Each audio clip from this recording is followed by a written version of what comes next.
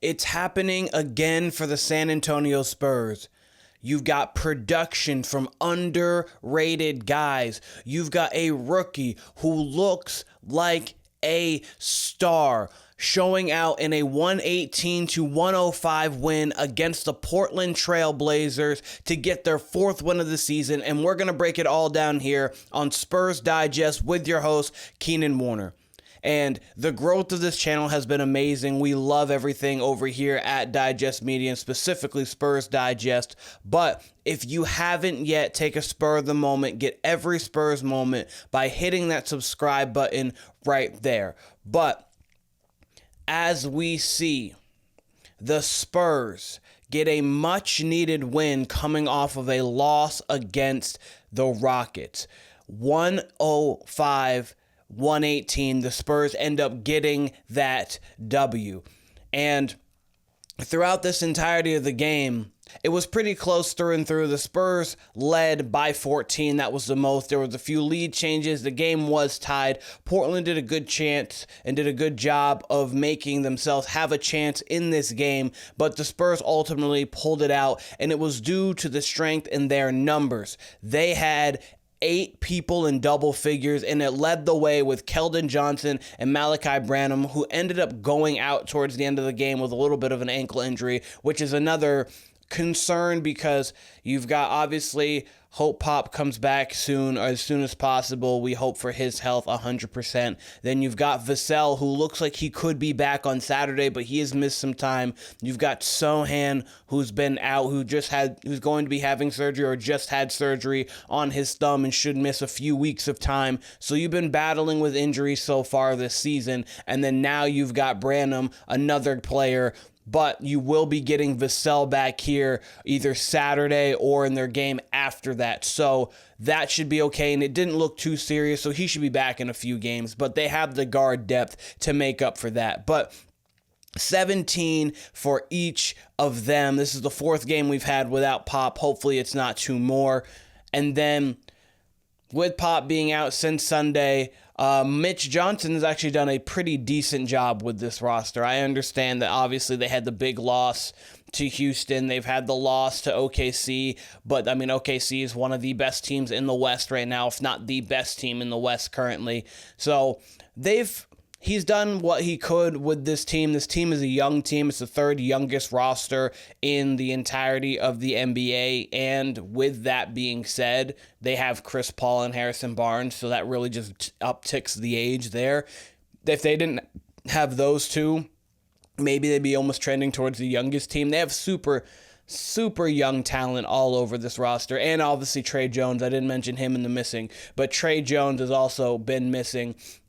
You've got the Spurs have struggled to find consistent scoring behind Victor Wembanyama. That should change with the return of Vassell. Vassell has missed the first 9 games following off-season surgery and a stress reaction, 3rd metatarsal, ahead of his right foot. So without Vassell, you've had to have people step up. And tonight, it was Branham, it was Wesley, and it was Stephon Castle. Stephon Castle spoke after the game. He was talking about the play that he had. With the reps I'm able to get, I just count on my teammates and stick with our schemes. It could have been really anyone tonight. I just stuck with the script. I was trying to do whatever I can to help my team win. He further went on to say, they just opened up the court for me tonight, and I took advantage of it. We don't care who scores the ball. It's our team versus their team. We just try to get the ball where it needs to be, and where that is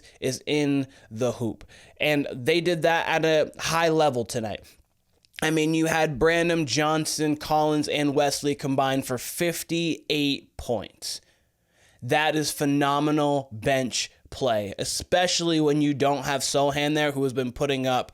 Sochan prior to this has been putting up about 15 points, 7 rebounds, 3 assists, 51% from the floor, and he's been playing great defense. He's really been the most consistent Spur all season. Victor Wembanyama has been up, he has been down, he's had his great games, he's had some bad games. Defensively, he's always been there, but offensively, that's where he has come and gone. It's been a little bit of trial and error with him this season. He's been taking a lot of threes, pull-up threes, logo threes, almost trying to find his niche within the offense. Like, he's clearly a good offensive player, but he's nowhere near peak potential. Defensively, he came in close to his peak potential.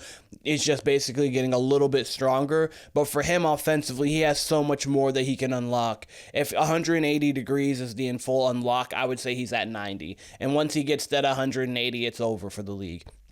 The Spurs can be counting championships, to be quite honest with you. But overall, we will get to this. This will maybe a little bit hard for you to see, but Champagnie had 14. He had a good third quarter, especially 4 of 8 from 3. That's 50%. The Spurs as a whole, they shot 16 of 39 from 3. That is something that you have to love, because with this roster, the shooting has been up and down. Shooting over 40% from 3 and making 16 of them. If you can do that on a relatively consistent basis, you're going to win a lot of games in this league, especially when you're one of the best defensive teams in the league. You had Barnes, who had 11. You had Wembanyama, who had 12. You had Castle, who had 14. He played a very sound game. 6 assists with 0 turnovers. He played well. Chris Paul, surprisingly, wasn't in double figures, even though this year he has been a very steadying, consistent piece for him, but he didn't need to tonight. This was not his game. He had another 6 assists as well. You had Collins with 14, Branham, as I said, with 17, Johnson with 17,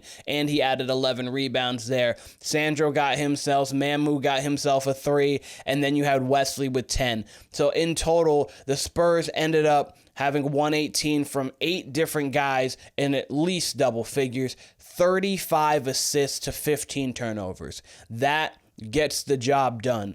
Over 30 assists with under 20 turnovers. That's like about a 2.5-ish, 2 1/3 to 1 ratio.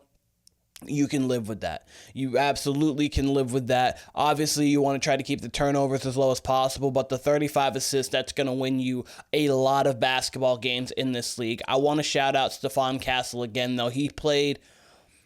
There's a demeanor about him that it just doesn't feel rookie-like with his demeanor. Obviously, his game feels a little bit more rookie because he's not the 3-level scorer. Defensively, he came in and is doing everything defensively that we saw. He had an elite closeout on the baseline.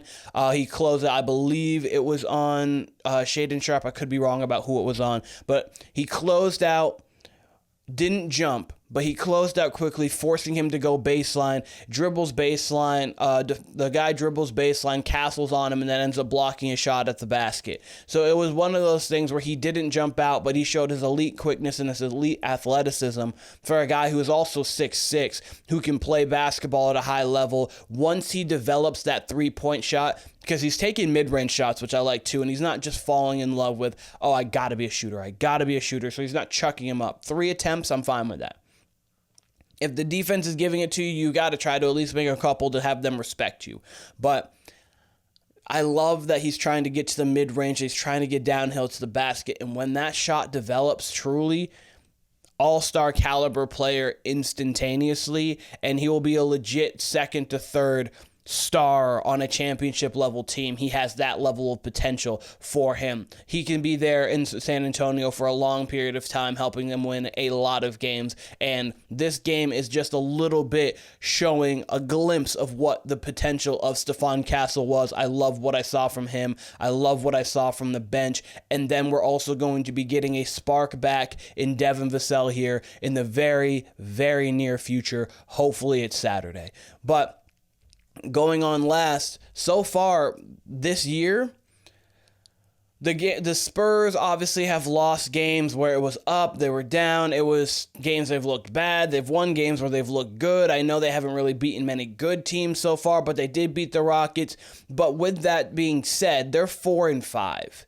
I wanted to just showcase how close the West is now, because I think that this is going to be the West all season long. You've got Phoenix, OKC, and Golden State. Surprisingly, Golden State is playing great basketball right now. Their depth, they're really trying to get back to their moniker with strength in numbers. They're trying to get back to that. But from the 4th seed, which is the Rockets, a team that we have beat, a team that we can play with, they're 5-3, and the Spurs are 4-5.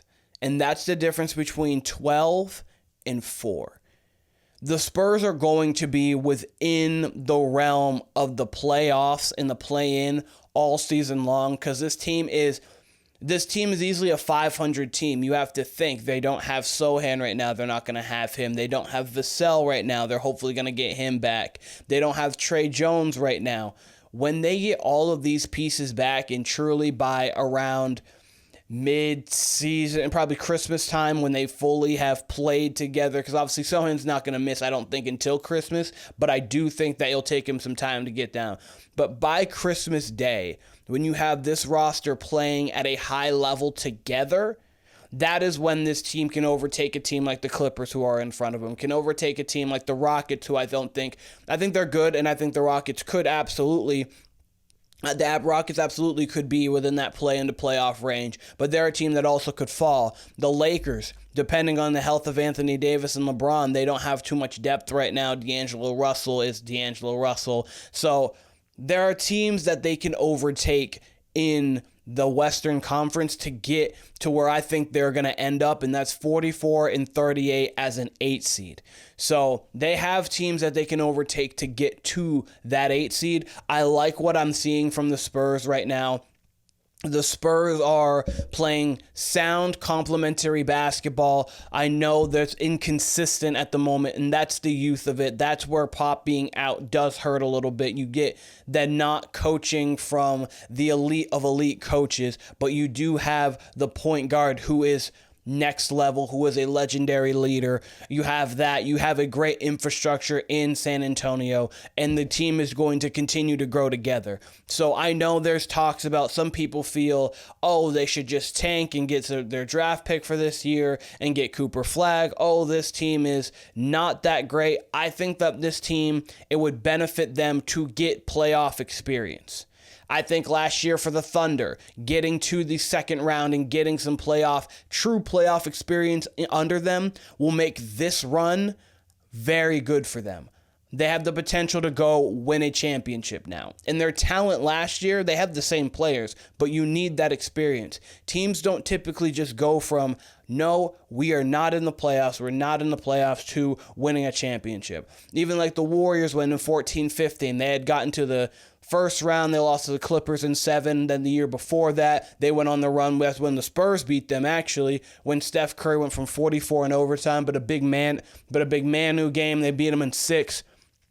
So you have those kind of series that help define you, to get you ready for the playoff moment. And if you can get this team ahead of schedule, get them in playoff moments when you have a leader like Chris Paul, who's been in every situation in the finals, been in the conference finals, been in the first, second round. You've got him in every situation where he can kind of talk this team through these moments and they get to feel these moments.